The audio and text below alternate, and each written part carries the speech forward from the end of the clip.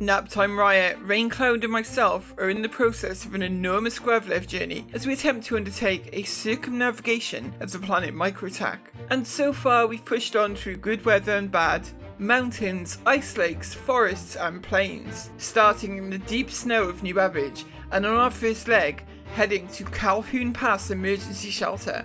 By the midpoint of day 3 we had reached the start of the temperate green zone, near the equator, where the snow gives way to green hills and forests. We had travelled 926 kilometres by this point, and we're only a short hop from Calhoun Pass itself, but coming up was a very tricky leg of the journey. For now though, we were in rolling green valleys with clear weather.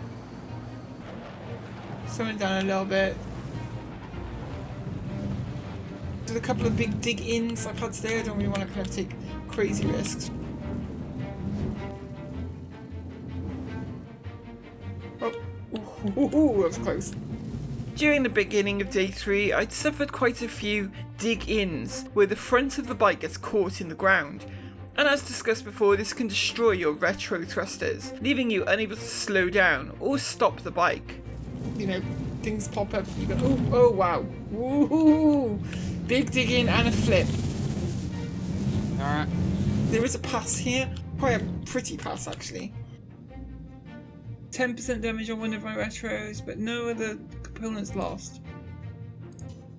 And soft status looks good. Okay, we're still good. Yeah, we're still good. Okay. Bikes are taking a beating today. True. Look how beautiful this is though. I mean, God. Little mountain pass through the peaks. Damn, this is one of the most beautiful spots we've seen so far. Here. Ah, good, those little like tiny trees, they're a pain. Yeah, they are. Real dense little patch from a rock. We were once again climbing and soon to re-enter the snow. So as you see here, the borders of the temperate area we joined contain tiny groupings of snowy mountains inside the green zone, and so we assumed this section of snow was just a quick hop over and back into the temperate greenery. We'd seen the green zone stretching out to the south, so figured we'd not be straying far from it. Gotta get kind of creative with your paths through these little mountain passes. Finding little gullies, and we're 238 kilometres away from Calhoun. And while celebrating our proximity to Calhoun Pass, I thought maybe we should just take a short hop back into the greenery to our south. Like again, I personally think we had like kind of more south over those mountains into the nice green area where weather should be better and trains should be better. Right. By now the weather was closing in quickly, but nap time had also caught up during our stop. Alright, we're on a ridge of some sort here. Now what's our heading now? So we need to go 180 and then turn back southwest. Alright, so just until we get out of the mountains here. The terrain and weather combined here to cause a lot of small impacts for our bikes. Yeah, it's pretty bad. I'm slowing down a little. But oh my god, yeah, this is rough. Pay attention to your bike's radar too, because if you don't have my marker, you should still be able to see the little blue radar indication. Yeah. This is super rough going. Yes, it is. I don't like this hole. So some real bad impacts there. Maybe this wasn't the best route coming south. It's hard to see ahead, like if it's clear or not. Oh yeah, okay, it gets a bit more favourable down here. Oh yeah, I have that 0 visibility. Wow, it is just white screen. It's real bad, isn't it? When it gets bad, it gets real bad. And up ahead, a new kind of problem. Oh, look at this. Okay, yeah, more green, more green. We're getting close. We're getting close. Oh, I'm stuck to a tree. Oh no. I'm stuck to a tree. I'm worried about explosions here. Well, get off the bike then, and we'll see if we can bump it out or jump on it with our. Okay, I'm out. I'm free. I'm free. I think I'll maybe see a We detour significantly to get back to greenery, but actually, things were not much better there. We've got quite a bit of distance between us. Let's see where I am and where you are and where we're going. I'm in a green valley. I'm way off course, holy shit. Actually, at this point, I'm just going to ride this through to the next valley because... Yeah, do your thing. Going over that mountain there does not seem like it'd be fun. Very fun to drive through, but very challenging. Where I'm at right now, I, no joke, can't see anything. Like, I can only see the God rays, that's it. Yeah, I can't see anything either. I'm back on Southwest though. By God, I am back on Southwest. Yeah, the weather's the worst here. It's like... yeah, it's just dust instead of snow. I think it's the time of day. The time of day doesn't help, you know, the sun in your eyes. Yeah. I don't know how I made it through that like, last kilometre, because I couldn't see anything. I was just inching it forward, you know?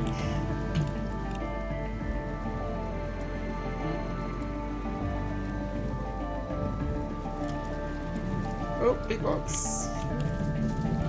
As we made our way through a dreamlike forested valley with zero visibility, Rain would come up with an idea that would greatly help us going forward. This is insane. I can't see shit. It's beautiful, like the effect is beautiful, but it's impossible to see anything. Of course. Hey, scan pulse. What? Scan pulse. What does that mean? Oh, yeah. Press tab. Oh, yeah. Good call. That's very good, yeah. Good idea, Rain. Really good.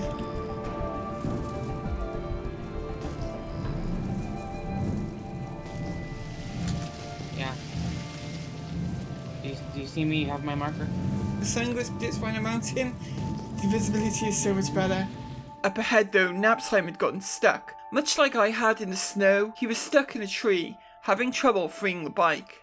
And as I came over this final mountain, the weather would clear and we'd finally see surroundings completely clear of snow. I can see where Naptime's stuck. He's stuck on the next ridge ahead of me. Wow, okay, now it looks beautiful. Whoa. Just cleared up here. In that time, we're about a half click out. Yay. Oh my god, the grass looks so rich. Oh, it came out!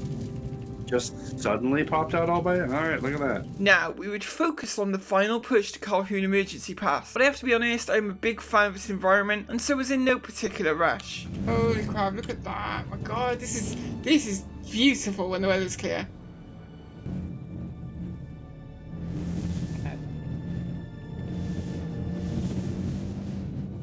Massive green. This is crazy. This looks so different from like where we were 10 minutes ago, you know? We've found the promised land, Kitty.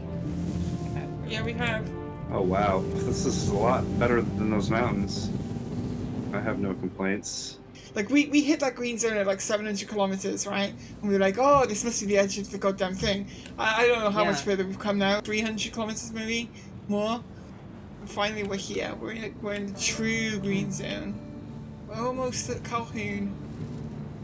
But as the sun started to go down on day 3, the weather was again closing in, and the challenges of getting nearer to a specific location sat in. It would be really helpful to have a pilot in the bit coming up, just because as we get nearer to where we're going, we need to get more and more accurate with our like heading, you know? Mm-hmm. Oh, that's very true. We can't just head southwest and pray we were gonna make it. I've lost a retro. Oh shit, okay. And it would turn out that dust is just as dangerous as snow. Oh, damn it. Dust means that you can't see, like you come over a little hill and you hit a fallen tree. Not so great that. And on setting off again, something very bad became immediately apparent. My retros have gone, shit. My retros have gone. I'm killing my engine. Like, I can keep the bike moving at this speed, I've just got to be way more careful. Ideally now would be the time we should get a pilot to kind of... Ideally. We would be unable to find a pilot that was free at this time, so I'd need to progress on carefully. The retros were not actually completely gone, but enough to make braking much more difficult. The only way to stop safely is to spin the bike around quickly and kill the engine. But we were so close to checkpoint 1 now that repairs could actually be very nearby. If we can make it to Calhoun, like 40 kilometers from Calhoun, there is Shubin, and at Shubin we can repair.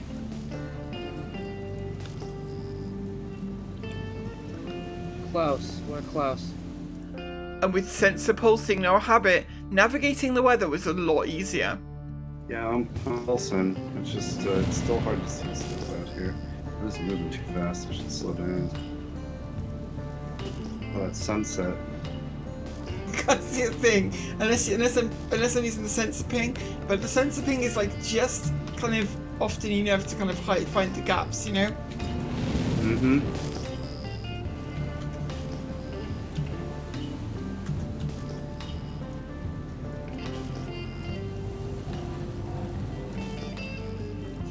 Okay, made it. I managed to get the engine on the bike.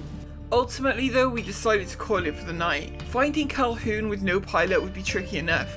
It is a tiny target in a sea of wilderness, but to attempt it in the dark too would be most likely fruitless. We figured that by morning we may indeed find a pilot to guide us the final 89 kilometers to Calhoun Pass.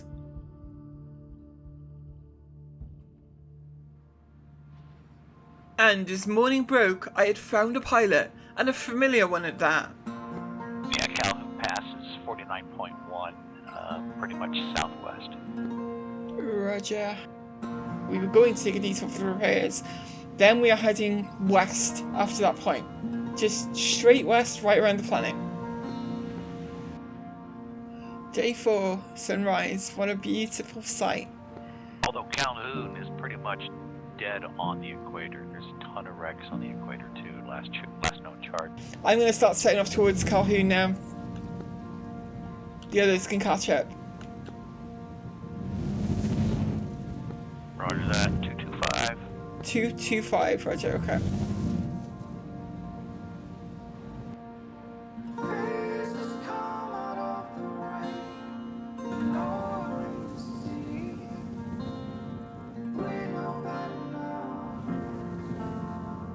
It's so nice to be out of all the snow and into the kind of green zone.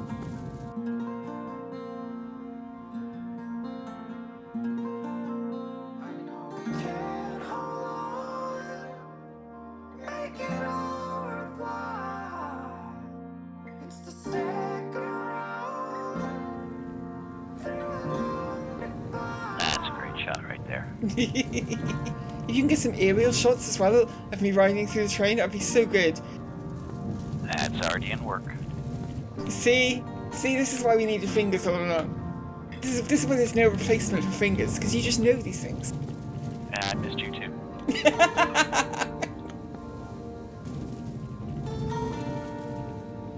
Ooh, look at that valley, wow. Some of the best terrain in Microtech in this area.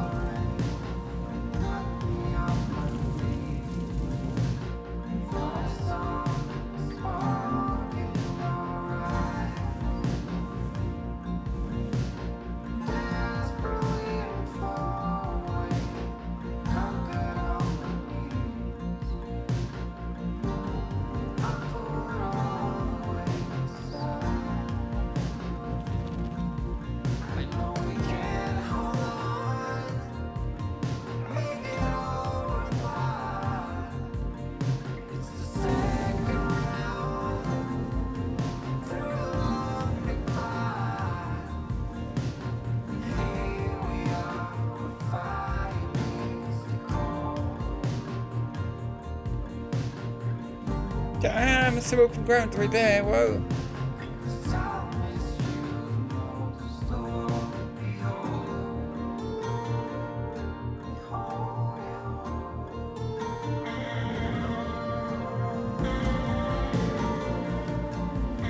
This is very, very flat. It's dotted with obstacles, but it's beautiful. How are we looking distance-wise? Come right 15 degrees. Right, roger. Turning right. I'll go ahead and mark. Roger. God damn, can't believe it.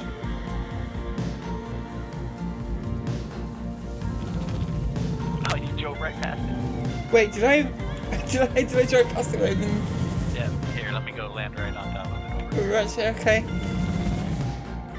Oh, I didn't miss it. It's the other side of the goddamn bank. I was going around this bank. Yeah, it's... Yeah. Look at that. There we go. Checkpoint 1 achieved. 1,200 kilometers from New Babbage and Calhoun Pass Emergency Shelter had been reached. Weather quickly closed in to mar the occasion, but there was just a little more travelling to do. About 40 kilometers away is Shubin mining facility, sitting in a little pocket of snow surrounded by the green zone. If I could make it there, repairs would be available. But reaching Shubin would be very useful, only because repairs would be great.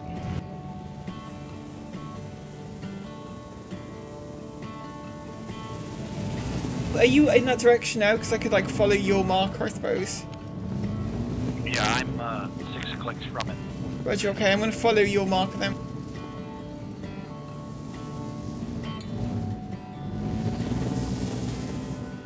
We'd all grown more confident on the bikes over the past few days, and so at this point, with the sparsity of trees out here, indulging in a jump or two felt perfectly okay.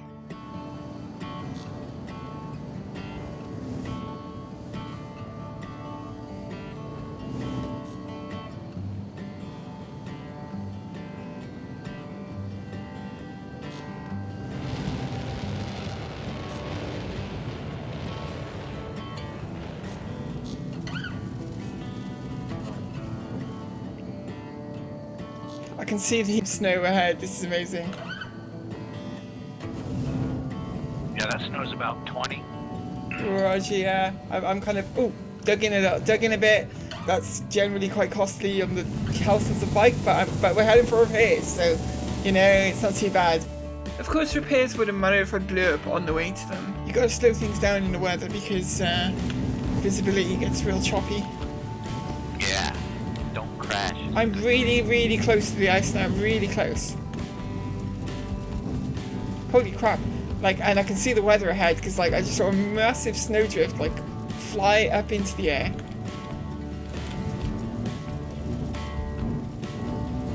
I've got your marker. Okay, I'm entering the snow now. Oh my god, yeah, weather. Okay, I'm back on snow after a nice little break in forest.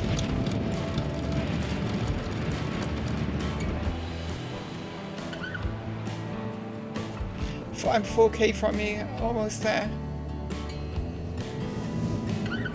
Well, I've had a couple of really, really hard landings from jumps, so definitely could do with the repairs. Oh yeah, this is starting to look, digging in again. Okay, it's starting to look better, the terrain is starting to improve. Okay, I'm a kilometre from you now. As I reached Fingers, the weather was clearing, and we had some nice terrain to go.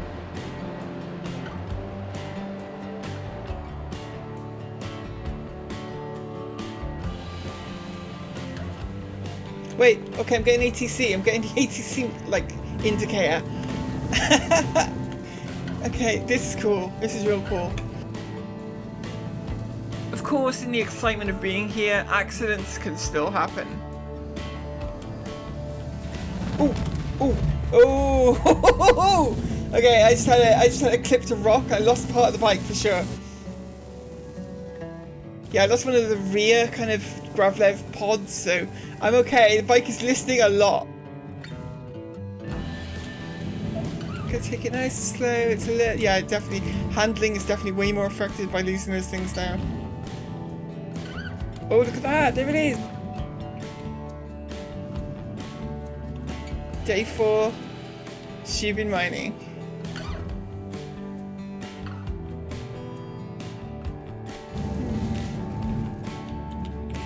There's a smaller little crosshair by here. We'll try here.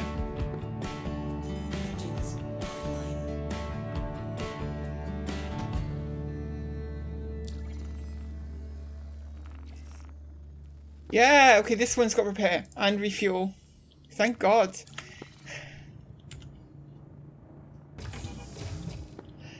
Repairs are Underway. There we go. Okay, it's looking repaired now. Damn.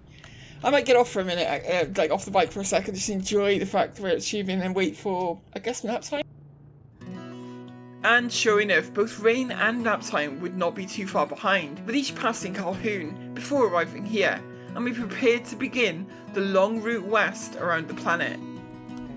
Are you in a party? Do I need to invite? No, I'll invite you. I'll invite you. For us and finding a way. Yeah. All right, I'm going ready to go in like 10 minutes. Is that cool? Okay. Not wishing to waste the good weather and daylight, Rain and me would set off first. The train's pretty easy ahead, it looks like. I'm sure he'll have no problem catching up to us if we take a conservative pace. Okay, I'm overhead. Here we go. We're going to cut north around these trees though. Stage 2 of the journey was officially underway. A 1,000 kilometre west-northwest leg to another Shubin mining facility, where repairs could once again be carried out if needed. But first, we once again needed to get back out onto the greenery. Yeah, that's a good course to avoid the mountains. Then you'll hit green after about 18 clicks. Roger, okay, that's nice to know. I'm cutting back towards the west of it because we can get, again, there's a gap between trees over here. Roger. Yeah, I'm tracking under the glacier over here. So fingers above, I hear? Yeah, I think so. He's above us, so. Yeah, I see the shadow.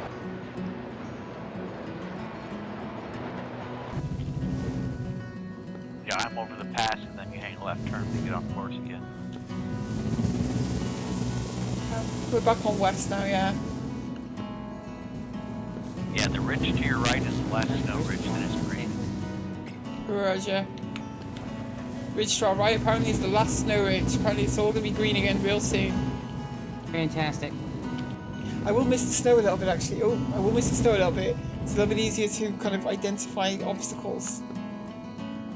As we re-entered the greenery, about 18 kilometres from Shubin, nap time 2 would set out to catch up to us.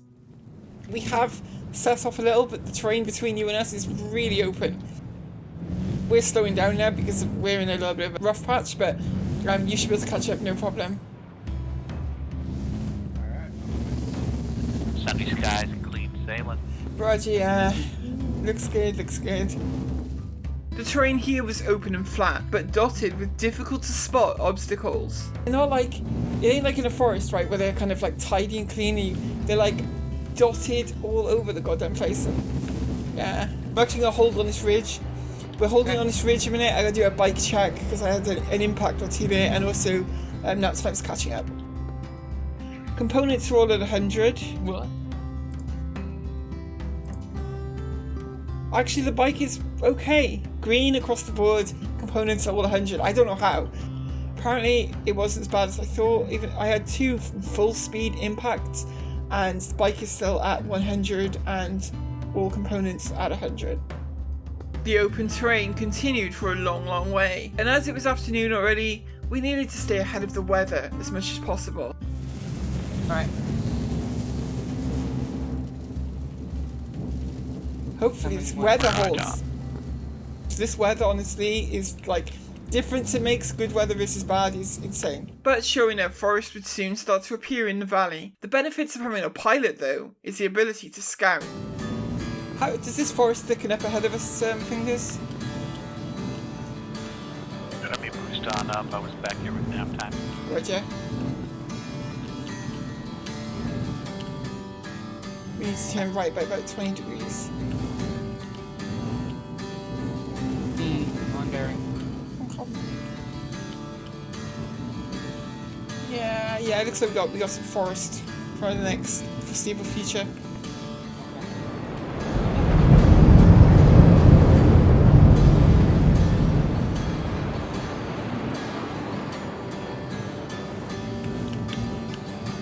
Fingers, this is so much better actually. When Fingers is ahead of us, it like gives you something to kind of like, you don't have to keep looking up at your goddamn compass all the time, you know? And in this terrain... Yeah, so far it's all forest.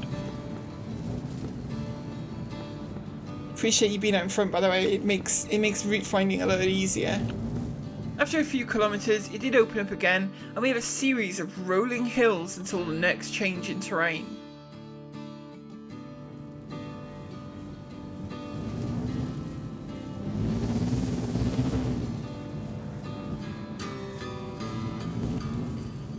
okay. We're approaching this kind of icy ridge you mentioned.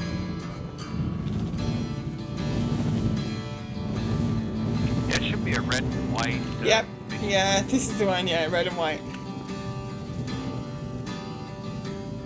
What have we got beyond? Let's find out. I'm plotting course for the right side of the mountain. Keep you out of the snow unless you want to. Okay, go through. yeah, I'll switch over to the right side of the mountain now, yeah.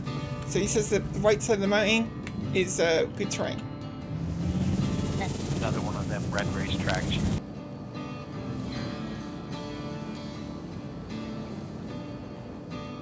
Up ahead there were more rolling red hills, and in the distance we could see ice, but we were assured that this was only a small vein of cold, and we'd break back through into the temperate environment very quickly again after it. Fingers 251. Oh, sorry, we're on 251, sorry, not time. Sorry, I forgot we were on 251, I'm gonna let him know. I'll try one more time. I think I can find it. Damn, look at this, this is some crazy shit right here. Holy crap, I'm sticking to the goddamn white though, because the white looks... Oh no, I'm not. I'm not sticking to the white, because there are snow drifts, and snow drifts mean you can dig in. Digging in is bad. And sure enough, as the sun was setting on day 4, we were back into the temperate foliage, the covered terrain, with just the occasional patches of snow, making very good time in what seemed to be a rarity for Microtech, clear afternoon weather.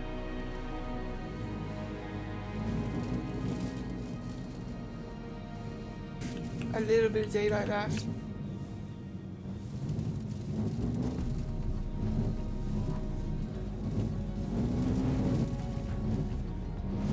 Right, so this is interesting, right? Because obviously we've switched since Shubin. We've switched from southwest to west. Now, when the sun is setting, we have these long ass shadows, like for everything, and it is. You'd think it'd be helpful. I'm not so sure it is helpful. I think it kind of masks the point at which an obstacle is actually like nearing. Makes it hard to see the incoming obstacles. It makes it hard to see the base of an obstacle, so it makes it hard to judge the distance to them. The sun was going down on another day of our journey, but it had been a day of victories. Clearing the snow, hitting checkpoint 1, getting repairs and making steady progress into stage 2. We'd already covered 200 kilometers from Calhoun and 1400 kilometers in total at this point, and morale was high. And the next section of this journey would present some truly amazing and incredible fast terrain for us to cover. We didn't know this yet, but the day ahead would see unparalleled progress in the expedition. More challenges to come, absolutely, but after the first couple of days this had turned from an idea we tried to see how far we could make it to an actual realistic proposition of getting around Microtech entirely.